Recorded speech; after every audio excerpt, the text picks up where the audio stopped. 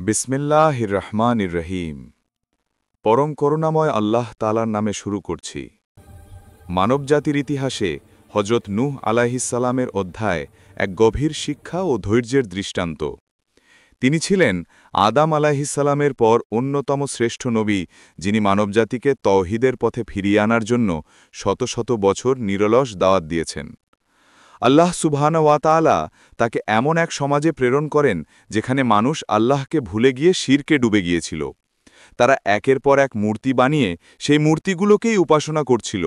ওয়াদ, সুবা, ইয়াগুশ, ইয়াউক ও নাসর ছিল তাদের প্রধান মূর্তি। এই মূর্তি পূজা ধীরে ধীরে সমাজে গভীরভাবে প্রতীত হয়, এমনকি প্রজন্ম থেকে প্রজন্মে তা ধর্মের আকার ধারণ করে। হজরত নূহ আলাইহিসসালাম এই অন্ধকার সমাজে আল্লাহর একত্ববাদ প্রচার শুরু করেন। তিনি মানুষকে সতর্ক করে বলেছিলেন, হে আমার জাতি, আল্লাহর ইবাদত করো, তিনি ছাড়া তোমাদের কোনো উপাস্য নেই। সূরা আল আরাফ ৫৯। কিন্তু তার জাতি অহংকারে অন্ধ হয়ে যায়। তারা বলে, তুমি তো আমাদেরই মতো একজন মানুষ, তোমার কথায় আমরা কিভাবে বিশ্বাস করব? তারা তাকে অপমান করে, উপহাস করে, এমনকি মিথ্যাবাদী আখ্যা দেয়। কিন্তু নূহ আলাইহিসসালাম নিরাশ হননি। তিনি শতাব্দীর পর শতাব্দী মানুষকে দাওয়াত দিতে থাকেন, দিন রাত, গোপনে ও প্রকাশ্যে। কুরআনে আল্লাহ বলেন, আমি আমার জাতিকে আহ্বান করেছি দিন রাত, কিন্তু আমার আহ্বান তাদেরকে আরও দূরে সরিয়ে দিয়েছে। সূরা নূহ ৫-৬। এই সময়টি মানব ইতিহাসের সবচেয়ে দীর্ঘ নবুয়তি ধৈর্যের এক অনন্য দৃষ্টান্ত। নূহ আলাইহিসসালাম ৯৫০ বছর দাওয়াত দিয়েছেন। সূরা আনকাবুত ১৪। এত দীর্ঘ সময়েও তার অনুসারী হয়েছিল মাত্র অল্প কয়েকজন, কিছু দরিদ্র, নিপীড়িত ও ঈমানদার ব্যক্তি। তিনি তাদের বারবার সতর্ক করে বলেছিলেন, তোমরা যদি আল্লাহকে ভয় না করো তবে এক ভয়াবহ শাস্তি তোমাদেরকে গ্রাস করবে। কিন্তু অবিশ্বাসীরা অহংকারে বলেছিল, হে নূহ, তুমি যদি থামো না, আমরা তোমাকে প্রস্তরাঘাতে হত্যা করব। তাদের এই হুমকি সত্ত্বেও তিনি আল্লাহর পথে অটল থাকলেন। নূহ আলাইহিসসালাম আল্লাহর নির্দেশ পেলেন, তুমি আমার নির্দেশে ও আমার প্রেরণায় একটি নৌকা তৈরি করো। তখন পৃথিবীতে মানুষ নৌকার মতো কোনো বিশাল কাঠামো দেখেনি, কোনো সমুদ্রও ছিল না নিকটে। মানুষ ভাবল, নূহ আলাইহিসসালাম হয়তো পাগল হয়ে গেছেন, কিন্তু তিনি বিন্দুমাত্র দ্বিধা করলেন না। আল্লাহর নির্দেশ অনুযায়ী তিনি কাঠ সংগ্রহ করতে শুরু করলেন। কুঠার দিয়ে গাছ কাটলেন, নৌকার খুঁটি স্থাপন করলেন। তার সাথে ছিলেন অল্প কয়েকজন মুমিন। দিনরাত তারা পরিশ্রম করতেন। রোদের তাপে মানুষের গালাগাল সহ্য করে নূহ আলাইহিসসালাম কাজ চালিয়ে গেলেন। অবিশ্বাসীরা এসে তাকে উপহাস করত, হে নূহ, তুমি তো নবী নও, একজন কাঠমিস্ত্রি হয়ে গেছ। তুমি কি মরুভূমিতে জাহাজ বানাচ্ছ?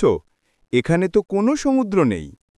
কিন্তু নূহ আলাইহিসসালাম দৃঢ়ভাবে উত্তর দিতেন, তোমরা যদি আজ আমাকে উপহাস করো, কাল তোমাদের উপরও উপহাস আসবে। নৌকাটি বিশাল ছিল, এক বিশাল কাঠের দুর্গের মতো।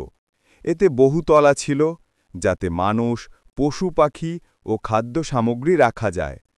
কোরআনের ভাষায় এটি ছিল আমার চক্ষুর সামনে নির্মিত, অর্থাৎ আল্লাহর সরাসরি তত্ত্বাবধানে। প্লাবনের সূচনা।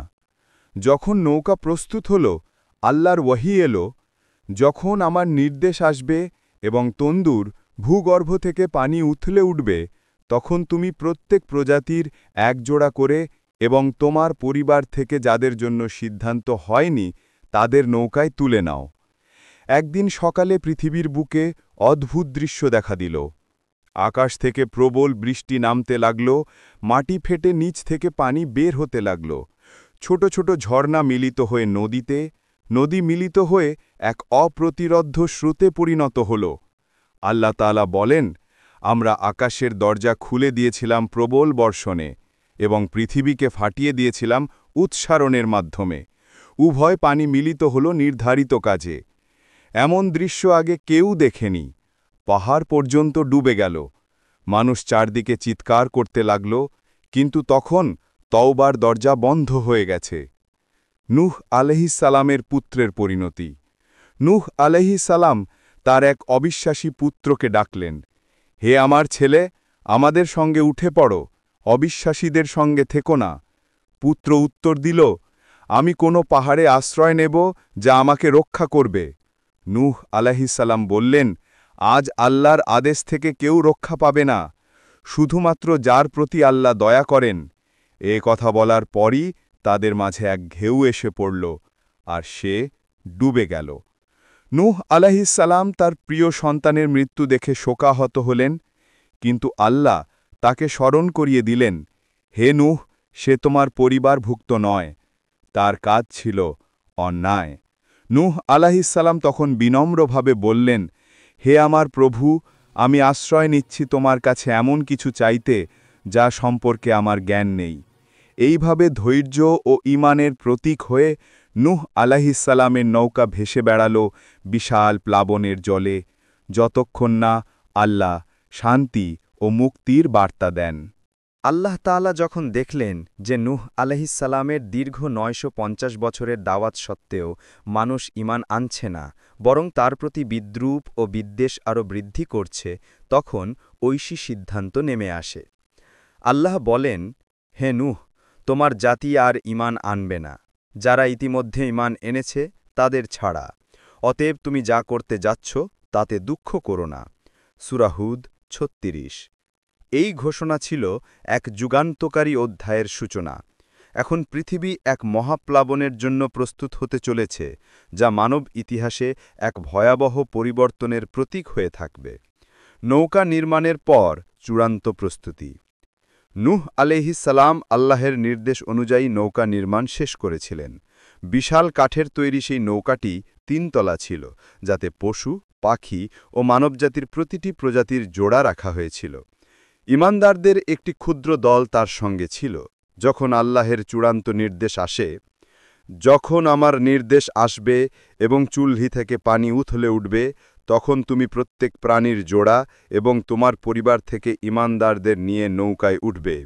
সূরা হুদ ৪০। এই চুল্হি বা তান্নুর থেকে পানি উথলে ওঠা ছিল প্লাবনের সূচনা সংকেত। একটি আশ্চর্য মুহূর্ত। পৃথিবীর গভীর থেকে পানি উথলে উঠতে লাগল, আকাশ থেকে ঝরতে লাগল বৃষ্টির ধারা, যা আগে কেউ কখনো দেখেনি। মহাপ্লাবনের সূচনা, আকাশ ও পৃথিবীর একীভবন। আল্লাহের হুকুমে একটি অলৌকিক ঘটনা ঘটল। কুরআন বর্ণনা করে, আমি আকাশের দরজা খুলে দিলাম প্রলয়ঙ্করী বর্ষণ দ্বারা, এবং আমি পৃথিবী ফুঁড়ে দিলাম ফোয়ারার মতো জল প্রবাহিত করতে। ফলে এই দুই জল এক নির্ধারিত কাজে মিলিত হল। সূরা আল কামার। পৃথিবীর প্রতিটি অঞ্চল যেন পানির নিচে ডুবে গেল। পাহাড়, বন, শহর, উপত্যকা সব কিছু ধ্বংস হয়ে যেতে লাগল। মানুষের কান্না, আতঙ্ক, আহাজারি সব মিশে গেল সেই অপ্রতিরোধ্য জলোচ্ছ্বাসে। যে লোকেরা নূহ আলাইহিসসালামের প্রতি বিদ্রূপ করেছিল, তারা এখন নৌকাটির দিকে তাকিয়ে জীবনের শেষ আশ্রয় খুঁজছিল। কিন্তু তখন আর সময় ছিল না, আল্লাহের আদেশ ইতিমধ্যে কার্যকর হয়েছে। নূহ আলাইহিসসালামের পুত্রের বেদনামের পরিণতি। এই মহাপ্লাবনের এক হৃদয় বিদারক ঘটনা ছিল নূহ আলাইহিসসালামের নিজের সন্তান কানান বা কানাআন এর মৃত্যু। তিনি ঈমান আনেননি, বরং পিতার আহ্বানকে তুচ্ছ করতেন। যখন পানি উঠতে লাগল, নূহ আলাইহিসসালাম তার ছেলেকে ডাকলেন, হে আমার ছেলে, আমাদের সঙ্গে চড়ে বসো, অবিশ্বাসীদের সঙ্গে থেকো না। সূরা হুদ ৪২। ছেলেটি উত্তর দিল, আমি এক পাহাড়ে আশ্রয় নেব যা আমাকে রক্ষা করবে। সূরা হুদ ৪৩।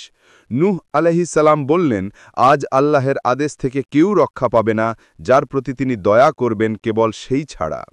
ঠিক তখনই ঢেউ এসে পুত্রকে গ্রাস করল। নূহ আলাইহিসসালামের চোখের সামনে তার নিজের সন্তান ডুবে গেল। এই দৃশ্য ছিল এক নবীর জন্য অকল্পনীয় কষ্টের।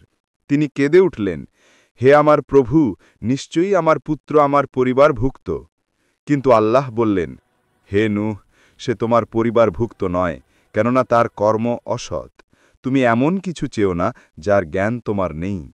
সূরা হুদ ৪৫-৪৬। এই সংলাপ মানব জীবনের এক গভীর শিক্ষা। আল্লাহের ন্যায়ের সামনে কোনো সম্পর্ক, রক্তের বন্ধন বা পারিবারিক অবস্থান মূল্যহীন। পৃথিবী ডুবে যাওয়া ও নূহের দুঃখ। বৃষ্টির ধারায় পৃথিবী কয়েকদিন, কয়েক রাত অবিরাম ডুবে রইল। কুরআন বর্ণনা করে, আর নূহের নৌকা চলতে লাগল পাহাড় সম ঢেউয়ের মধ্যে। সূরা হুদ ৪২। ইমানদাররা নৌকায় নিরাপদে থাকলেও বাইরে চলছিল ধ্বংসের ভয়াবহ দৃশ্য। আকাশ অন্ধকার, বজ্রপাত, গর্জন, মানুষের চিৎকার। এই ভয়াবহ পরিবেশে নূহ আলাইহিসসালাম আল্লাহের কাছে প্রার্থনা করতে লাগলেন, যেন তিনি তার জাতিকে ক্ষমা না করেন, কেননা তারা সত্য প্রত্যাখ্যান করেছিল। হে আমার প্রভু, পৃথিবীতে কোনো কাফেরকে অবশিষ্ট রেখো না। সূরা নূহ ২৬। এই প্রার্থনা ছিল আল্লাহের হুকুম অনুযায়ী শেষ চূড়ান্ত দোয়া, যা পৃথিবীর ইতিহাসে এক দুঃখজনক অধ্যায় হয়ে রইল। আল্লাহের আদেশে শান্তি ফিরে আসা। যখন মানব সমাজের সমস্ত অহংকার ও বিদ্রোহ ডুবে গেল, তখন আল্লাহ তাআলা আবার হুকুম দিলেন, হে পৃথিবী, তোমার পানি শুষে নাও, হে আকাশ, থেমে যাও। সূরা হুদ ৪৪। পৃথিবী ধীরে ধীরে তার বুকে পানি শোষণ করল। বৃষ্টি থেমে গেল, সূর্যের আলো ফুটল, নূহ আলাইহিসসালামের নৌকা থেমে গেল জুদি পাহাড়ের, বর্তমান তুরস্কের পূর্বাঞ্চলে।